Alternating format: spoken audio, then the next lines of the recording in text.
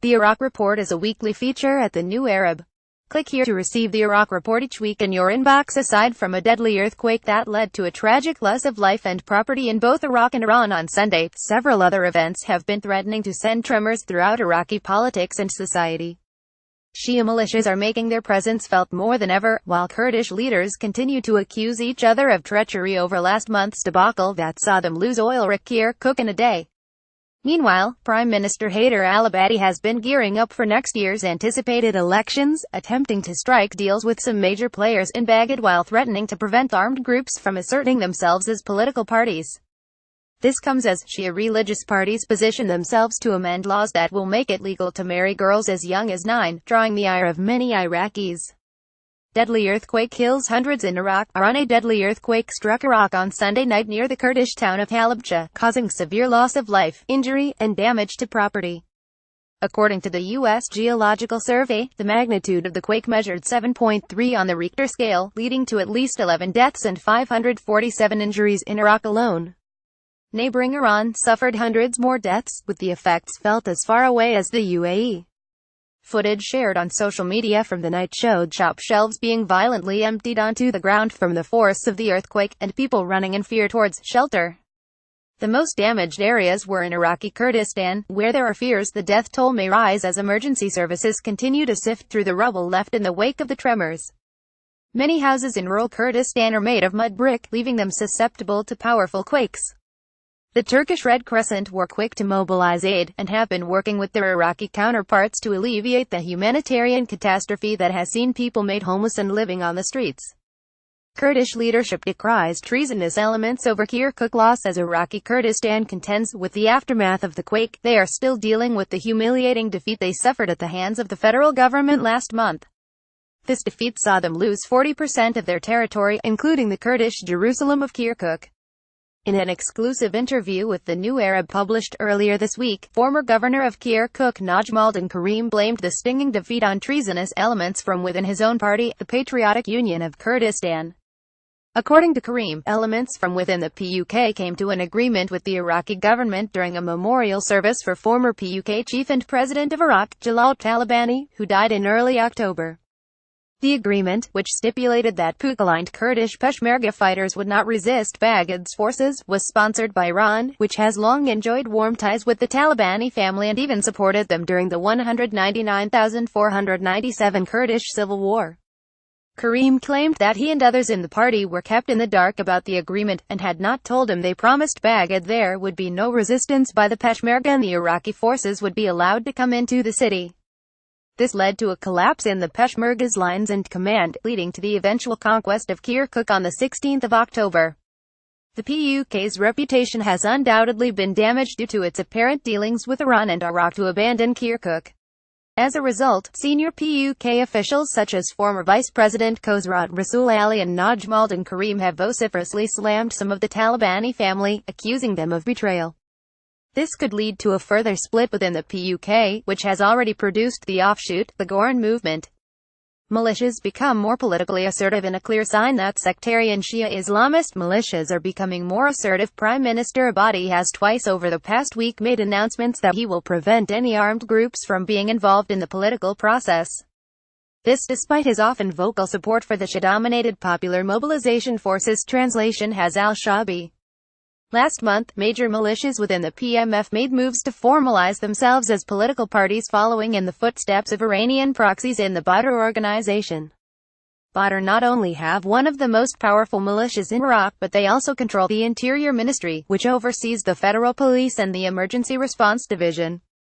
The latter was controversially embroiled in a sectarian war crimes scandal exposed by Der Spiegel earlier this year. Despite Abadi's promises that no militias will be allowed to field candidates in elections, another Shia Islamist group, Asayb al-Haq, acquired a license to form a party in May. Led by controversial cleric Hez al-Ghazali, has now formalized that arrangement and made it clear it will be nominating candidates for political office, seemingly ignoring Abadi and his government entirely. Abadi has also stated repeatedly that he has not authorized the PMF or its constituent militias to fight abroad, including in Syria. However, Naeem Al-Aboudi, spokesperson for said on Wednesday there was no law preventing the PMF from fighting alongside the Assad regime in Syria, and that Shia militants would continue to wage war to defend Shia holy sites. Although Abadi has been portrayed as a unifying and strong Iraqi leader, in reality the Iraqi premier is seemingly incapable of standing up to Shia militias who openly defy him. Their sense of entitlement comes from Iran's strong support for them, whereby they have entirely taken over public and private development and building projects, profiting handsomely from government corruption and nepotism. While the Prime Minister is attempting to rally support for his re-election campaign, including by courting radical Shia cleric Muqtada al-Sadeh, he will face increasing resistance even if he manages to win next year's vote. Abadi's Dawa party is led by his longtime rival and former premier Nouri al-Maliki, and other groups such as Badr and Al-Wil want larger and larger pieces of the pie. Fears over legalization of pedophilia, spousal abuse, the impact of Shia Islamist political parties and armed militant groups on Iraqi politics and society has become even more influential by impacting laws that are decades old and have been around since the 1950s. This has led to public outrage and fear that pedophilia may be legalized, while women's rights also take a further turn for the worse. The Iraqi parliament gave provisional approval to an amendment of the so-called personal status law last week, which includes a number of amendments that have incensed large swaths of the Iraqi population. Under the proposed amendments, men would be allowed to marry girls as young as 9, therefore legalizing pedophilia. The proposal would also open the way for men to enter into polygamous marriages without the consent of their first wife, as well as allowing the automatic custody of children over 2 in the case of divorce. Women may also be forced by their husbands to live with the husband's family. The proposed amendments were slammed by a large cross-section of Iraqis across ethnic and sectarian divides. The Sunni Jurists Association decried the move as a backward step, and accused the Shia-dominated parliament of attempting to impose their own version of Islam on the entire population. The anti-sectarian Clean Brethren organization tweeted, "Parliamentarians are pimps. Have they become so low that they are now sacrificing our Iraqi girls? Enough is no noto the personal status law." Supporting the demands of Iraqi protesters to prevent any amendments to the law, the United Nations Mission to Iraq, UNAMI, called on the Iraqi government on Friday to respect women's and children's rights. Women and girls in Iraq have suffered violations of their basic human rights and violence in armed conflict, UNAMI said in a press release. They aspire that the realization of their rights should be prioritized with a view to achieving equality with men. There is also a dire need for legal and institutional strategies to eliminate discrimination against women and girls. UNAMI chief Jan Kubis called on Baghdad to seize this opportunity to amend the personal status law, repeatedly criticized by the United Nations treaty bodies, to recommit to and ensure the respect, protection and fulfillment of women and girls' rights in Iraq. However, UNAMI's words are likely to fall on deaf ears, as women's and children's rights have been repeatedly attacked by fundamentalist religious parties in Iraq since the US-led invasion in 2003. Children are often bought and sold in Baghdad markets, and organized criminals use government connections to facilitate these transactions. Without significant international pressure on Iraq to change, it is sadly unlikely that life will improve for Iraq's women and children anytime soon.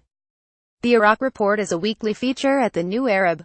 Click here to receive the Iraq Report each week in your inbox. Follow us on Twitter at the New Arab.